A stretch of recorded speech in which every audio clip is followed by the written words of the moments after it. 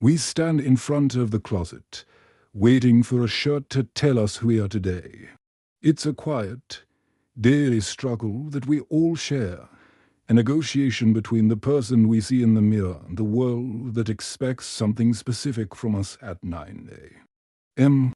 We call it getting dressed, but really, it is a series of micro-decisions that drain our batteries before we've even had our first sip of lukewarm coffee.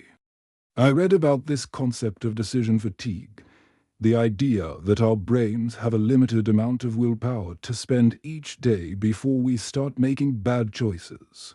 We spend it on ties and socks, and which shade of blue says I am professional but also slightly interesting, and then we wonder why we're exhausted by noon.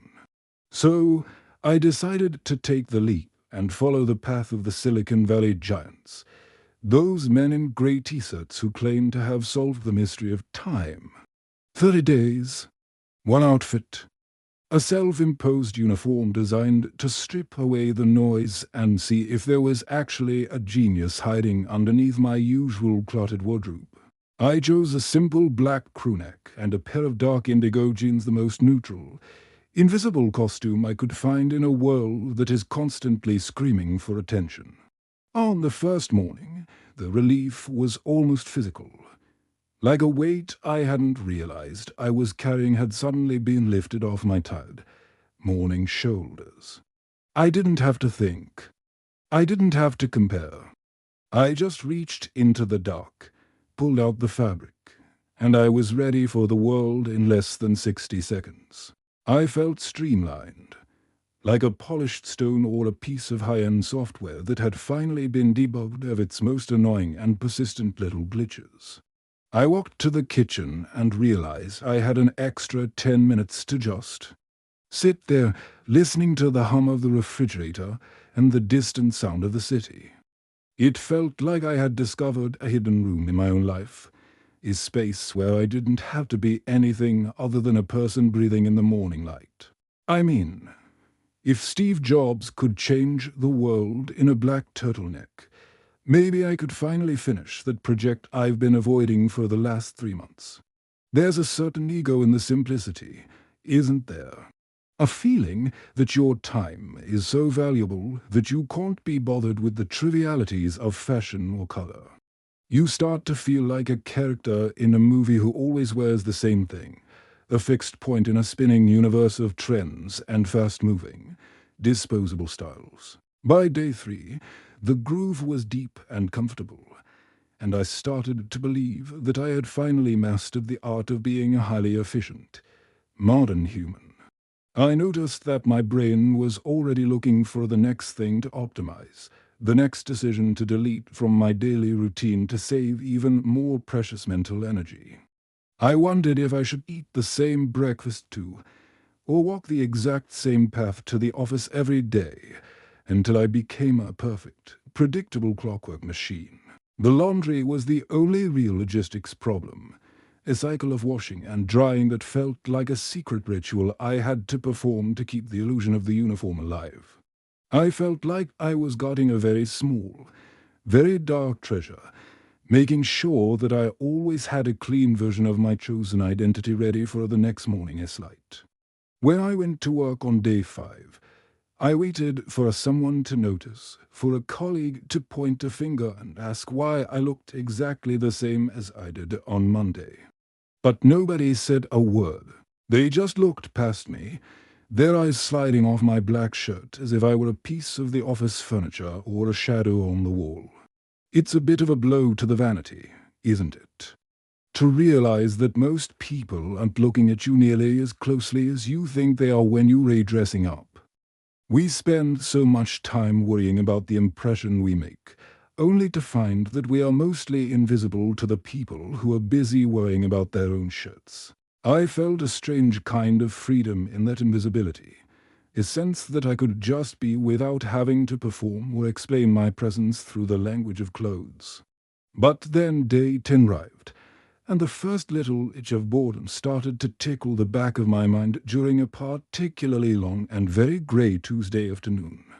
I looked at my reflection in the elevator, and I didn't see a genius or a tech mogul. I just saw a guy in a black shirt who looked exactly like the guy from yesterday. The fabric starts to know your shape better than you do, following every curve and every movement until it feels less like a choice and more like a second skin. I started to miss the ritual of the search, the way a different color can sometimes shift your mood or make the gray clouds outside look a little bit more like silver. The uniform was supposed to save my brain power, but I found myself spending that saved energy thinking about how much I missed my old, colorful and messy self. The rain started on day 12, and I realized that my indigo jeans weren't actually designed for the mud or the dampness of a real, unpredictable autumn day. I had to wear the uniform because those were the rules, even when the rules didn't make much sense for the world I was actually walking through that morning. I felt like a cartoon character who couldn't change his clothes even if the house was on fire or the sun was shining with a sudden, blinding and beautiful heat. Is it freedom if you're locked into the same choice every single day? Or is it just a different kind of prison that you've built for yourself out of black cotton? I noticed you're shifting a bit, maybe thinking about that one favorite shirt you have, the one that always makes you feel like you can handle whatever happens. Imagine wearing it every day for a month. Does it still feel lucky after the second week, or does it just start to feel like a heavy and very tired obligation? By day 20, I noticed that my decision fatigue hadn't actually disappeared. It had just moved to a different room in my mind, looking for a new place to stay. Instead of agonizing over my socks, I was agonizing over what to have for lunch with a level of intensity that felt almost like a fever or a strange kind of mania. It was like my brain had a decision quota it needed to fill every day, and if I didn't give it clothes to think about, it would find something else to obsess over. I spent 20 minutes choosing between two different types of bottled water, feeling a surge of genuine anxiety that I usually reserve for much bigger problems. We think we can outsmart our own nature by trimming the edges, but the core of who we are is always looking for a way to be messy and complicated and weird. I started to see the black shirt as a sign of my own stubbornness, a flag I was flying in a war against a ghost that I couldn't even see or touch in the dark. I sat in the park on day 25 and watched a woman in a bright yellow dress walk past, and I felt a sharp, sudden ache of pure, unadulterated envy in my chest. I wanted that yellow. I wanted the risk of it, the way it shouted at the sun and made the green grass look even more vibrant and alive than it already was. Why was I wearing black? To save 3 minutes in the morning? To look like a man who has his life together, while I was actually just feeling bored and a bit grey. The intellectual vanity of the uniform started to feel very thin, like a piece of paper that was being held up against a very strong and very cold winter wind. I missed the person who could be different on a Thursday than he was on a Monday, the version of me that was allowed to change his mind along with his tie. The contradiction was that the more I tried to simplify my life, the more complicated my internal world seemed to become to compensate for the lack of variety. I felt like I was starving my senses for the sake of an efficiency that didn't actually seem to be producing any world-changing results in my daily work or my life. I wasn't writing better. I wasn't thinking faster. I was just wearing a black shirt and feeling a little bit more lonely in the middle of a crowded and busy street. I wondered if Steve Jobs ever felt the urge to wear a Hawaiian shirt and just forget about the look for a single, glorious, and very colorful Saturday afternoon. Probably not. But then again, I'm not Steve Jobs, and maybe that is the most important thing I learned during these 30 days of wearing the exact same thing. We try to borrow the habits of our heroes, thinking that the habit is the source of the power, rather than just a side effect of the person they already were. I'm just a guy who likes a bit of variety, someone who finds a weird kind of comfort in the chaos of a cluttered closet on a rainy and uncertain Monday morning. The final day arrived, and I didn't feel a sense of accomplishment. I just felt a quiet, persistent urge to go home and burn the black shirt in the backyard. I didn't do it, of course. It's a perfectly good shirt. But I did put it in the back of the drawer, far away from the front where it had lived for the last month. I stood in front of the closet this morning, and I looked at a faded green sweater that I haven't worn in years because I thought it was too much for the office.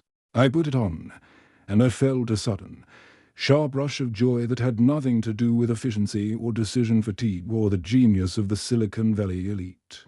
I felt like myself again. A messy, undecided, and slightly colorful person who is perfectly happy to spend 5 minutes choosing a pair of socks in the morning. The time I saved over the last 30 days is gone now, vanished into the air like the steam from my coffee, and I have nothing to show for it but a grey mood. I'm not sure if the experiment was a failure or a success, or if those words even mean anything when you rate talking about the way a person lives their life.